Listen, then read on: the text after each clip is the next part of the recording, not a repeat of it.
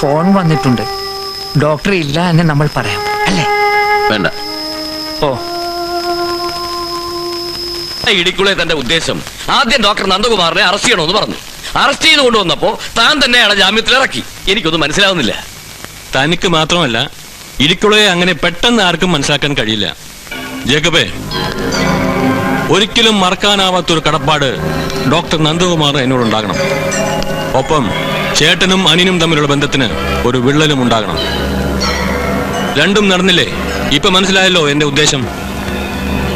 ഇനിയുമുണ്ട് വേറെ. MBBS പൂർത്തിയാക്കി ബോംബെയിൽ നിന്നും വന്നിരിക്കുന്ന എന്റെ അനിയൻ രഞ്ജിത്തിന് പ്രാക്ടീസ് ചെയ്യാൻ തൽക്കാലം അവന് മദർ ഹോസ്പിറ്റലിൽ ഒരു ജോലി വേണം. ഈ അവസ്ഥയിൽ ഒരു ജോലി കൊടുക്കണമെന്ന് ഞാൻ പറഞ്ഞാൽ ഡോക്ടർ നന്ദകുമാറിന് അത് നിഷേധിക്കാൻ കഴിയുമോ? രഞ്ജിത്തിന് അവിടെ ഒരു ജോലി എന്തിന്? ജേക്കബേ, ഒരു ഹോസ്പിറ്റലിൽ തുടങ്ങാൻ എനിക്ക് ഈസിയായിട്ട് കഴിയും. ഒരു വെടിക്ക് 2 പക്ഷി എന്നല്ലേ താൻ കേട്ടിട്ടുള്ളൂ? ഇടിക്കുളയുടെ വെടിക്ക് പല പക്ഷികൾ വീഴും. താൻ കണ്ടോ? All right. Good morning doctor.